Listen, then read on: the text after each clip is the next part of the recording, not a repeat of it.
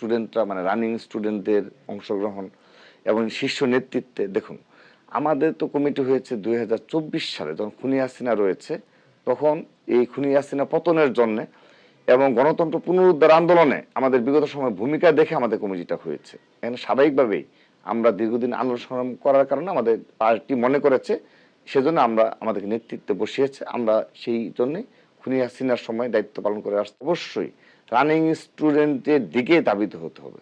কিন্তু আমি আজকে এই জায়গা থেকে একটা কথা বলি আপনাকে, বাংলাদেশে কোনো ছাত্র সংগঠনই যেগুলো বৃহৎ ছাত্র সংগঠন কখনো রানিং স্টুডেন্ট দ্বারা আপনি ছাত্র সংগঠন পরিচালনা করতে পারবেন না। কারণ একটা অনার্সের একজন ফোর্থ ইয়ারে কিংবা থার্ড ইয়ারের একজন সে পড়াশোনা বাদ দিয়ে যদি সারা দেশের এই ধরনের কাজ করে বেড়ায় সে তো পাশই করতে পারবে। মাস্টার্স কিংবা ডাবল মাস্টার্স করা হবে, তার পরবর্তীতে আলটিমেটলি সেন্ট্রাল নেতৃত্ব নিলে আপনি সারা দেশে এটা কি আপনি শুধু সেন্ট্রালের জন্য ক্রাইটেরিয়া অনলি সেন্ট্রালের জন্য ক্রাইটেরিয়া, বাট শিক্ষা প্রতিষ্ঠানে মাস্ট রানিং স্টুডেন্টদের সংগঠন হতে হবে, এটি আমরা বিশ্বাস করি।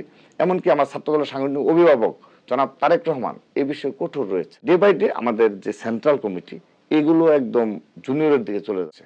আগামী যে কমিটিগুলো হবে সে জুনিয়র নেতৃত্বকে পাই দিয়ে ছাত্রদলের কমিটি হবে, সেহেতু এখানে হাহাকার করার কোনো সময় এই সুযোগ